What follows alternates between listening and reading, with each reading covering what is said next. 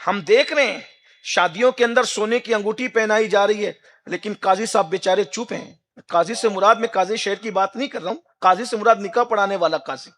دین جانتا ہے، مذہب جانتا ہے، ڈر رہا ہے اگر میں نے سونے کی انگوٹھی پہنانے سے منع کر دیا تو دوبارہ نکاح میں مجھے بلایا جائے کہ نہیں بلایا جائے. میں کسی ایک شہر کی بات نہیں کر رہا ہوں، یہ جنرل بات کر رہا ہوں. کوئی نہ اپنے اوپر مت ناراض نہ ہو. آپ دیکھیے یہ سب چل رہا ہے. اللہ اکبر.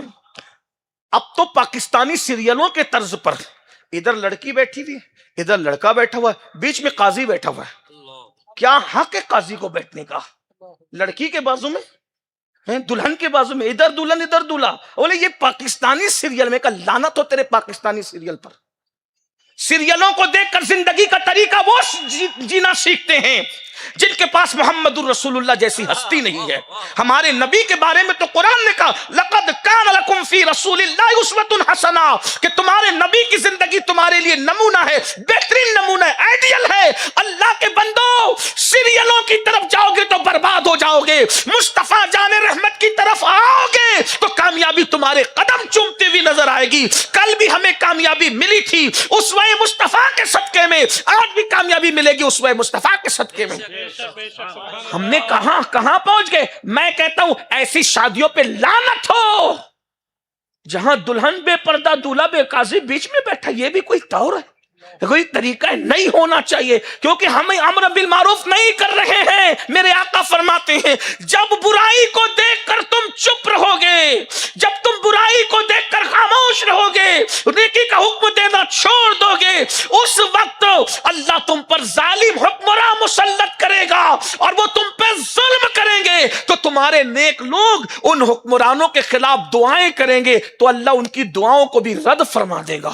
اس دن اللہ تمہیں قرآن کے برکات سے بھی محروم کر دے گا. میرے بھائیوں ہماری بہت بڑی ذمہ داری. یہ اجتماع صرف گیدرنگ کے لیے نہیں ہے، بھیڑ کے لیے نہیں ہے، سروں کو دکھانے کے لیے نہیں ہے. خدا کے لیے اللہ کو راضی کرو. رحمت خدا ہم سے روٹ چکی ہے ایسا لگتا ہے، خدا ہم سے ناراض ہو گیا ایسا لگتا ہے. اللہ کو مناؤ، نیکی کا حکم دو، برائی سے روکو. اس کے لیے بہترین پلیٹ فارم ہے سنی دعوت اسلامی کے قریب آئیے تاکہ ہم لوگوں کو گناہوں سے روک سکیں. بہت سارے ایسے جوان جو نشے کے اڈوں پہ پڑے ہیں ہمارا انتظار کر رہے ہیں، ہم ان کو سمجھائیں. بہت سارے جوان بدعقیدگی کے دلدل میں گرتے جا رہے ہیں، ان کی سعادت مند روحیں اگر وہ پلٹنے والے ہیں تو ہمارا انتظار کر رہی ہے حضرت روح کی، حضرت حر کی روح کی شکل میں کہ ہم کو کوئی جا کر کے سمجھائے، اس دلدل سے نکال کر کے لائے اور انہیں توبہ کی توفیق نصیب ہو جائے. ان کی قسمت میں اگر توبہ لکھی ہے تو یاد رکھیے ان کی روحیں ہمارا انتظار کر رہی ہے. لیکن ہم ہیں کہ اپنے معاملات میں الجھے ہوئے ہیں. صبح کی پہلی کرن میں ہم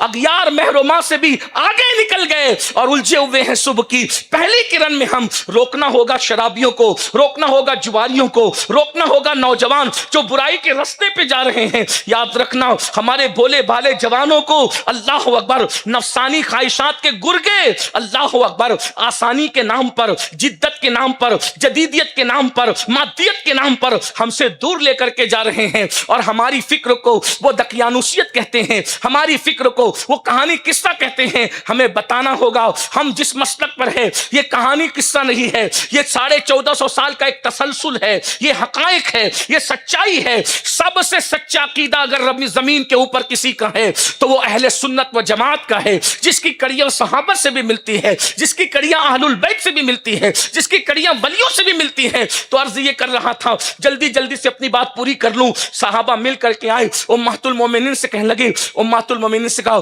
دیکھیے نہ وہ کھاتے ہیں نہ ہمیں جو پیٹ بھر کھانے دیتے، ایک لباس ہے، بلکہ لباس بھی جمعہ کے دن لیٹ آئے جو مسجد میں. کسی نے کہا امیر المومنین اب آپ لیٹ آؤ گے مسجد میں؟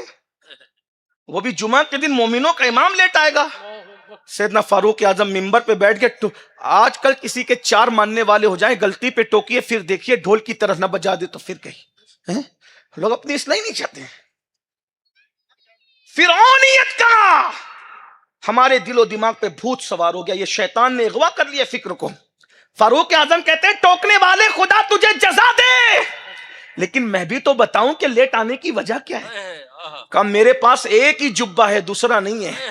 جب فجر پڑھ کے جاتا ہوں تو اس کو دھو کے سوکھنے ڈال دیتا ہوں. آج مدینہ منورہ میں بدلی ہے، دھوپ نہیں نکلی، جبہ سوکھنے میں تاخیر ہو گئی تو میری مسجد میں آنے میں تاخیر ہو گئی. گیلا جبہ پہن کر کیسے آتا؟ غور تو فرمائے، یہ وہ لوگ تھے فاروق اعظم نے نہیں پہننے دیا. تم تعیشات میں مبتلا ہو جاؤ. عیش پرستی نے ہمارا برباد کباڑا جو ہوا عیش پرستی. یاد رکھنا مصیبتیں اتنا نہیں بگاڑتی جتنا انسان کو عیش پرستی بگاڑتی. عیش پرستی بہت خطرناک. آج ہم سب عیش میں مبتلا ہیں، سب عیش میں. عیش سے باہر نفس کو کچلو، نفسانی نفس کو کچل کر دیکھو، اس کی برکات دیکھ. اب تک اگر آپ 40 سال کے ہو گئے نا، جتنا درود پڑھ کے، نمازیں پڑھ کے، روزے رکھ کے جو آپ کو نہیں مل سکا، ایک بار نفس کو کچل کر کے پھر درود پڑھ کے دیکھیے. ایک بار نفس کو کچل کر کے پھر نماز پڑھ کے دیکھیے. نفسانی خواہشات کو کچل کر کے پھر روزہ رکھ کے. دل کہتا ہے نا کسی لڑکی کو دیکھیں، نظریں جھکاؤ، مخالفت کرو اپنے نفس کی. آپ کو بتاؤں، سبحان اللہ، اللہ اللہ، حضرت یوسف علیہ السلام سے تو کچھ لے لیتے ہیں. حضرت یوسف علیہ السلام کو دعوت دی گئی برائی کی. حضرت یوسف علیہ السلام نے کہا مجھے جیل جانا گوارا ہے، زنا کرنا گوارا نہیں ہے. لوگوں نے کہا یوسف زنا کا الزام لگے گا تو عزت چلی جائے گی. دیکھیے غور کیجیے، زنا کا الزام لگے گا تو عزت چلی جائے گی. حضرت یوسف علیہ السلام نے کہا پبلک سے عزت جائے گی نا، خالق کے یہاں تو عزت باقی رہے گی. ہم لوگ مخلوق کے چکر میں مخلوق مخلوق مخلوق، اور مخلوق کو کیا مان لیا تم لوگوں نے میرے بھائی. قرآن کہہ رہا ہے وما قدر اللہ حق قدری. مخلوق دیکھ رہی ہے تو بڑا لقمہ نہیں کھاتے، اور خالق دیکھ رہا ہے تو زنا کے اڈوں پہ چلے جاتے ہو. مخلوق دیکھ رہی ہے تو پان کا اگال نہیں تھوکتے، اور خالق دیکھ رہا ہے تو سود بھی کھا رہے ہو. مخلوق دیکھ رہی ہے تو ناک صاف نہیں کرتے، اور خالق دیکھ رہا ہے تو معاذ اللہ ثم معاذ اللہ عورتوں پہ پاپ کی نظریں بھی ڈال دیتے ہو. کوئی دیکھ رہا ہے تو سگریٹ نہیں پیتے، اور اللہ دیکھ رہا ہے. اسی لیے تو غوث پاک فرماتے ہیں جو مخلوق کے خوف سے گناہ چھوڑے اور تنہائی میں گناہ کرے وہ زندیق ہے، زندیق. کیونکہ مخلوق کے خوف سے گناہ چھوڑا، خالق کے لیے گناہ نہیں چھوڑا. اس نے مخلوق کو عزت دی، خالق کو نہیں دی.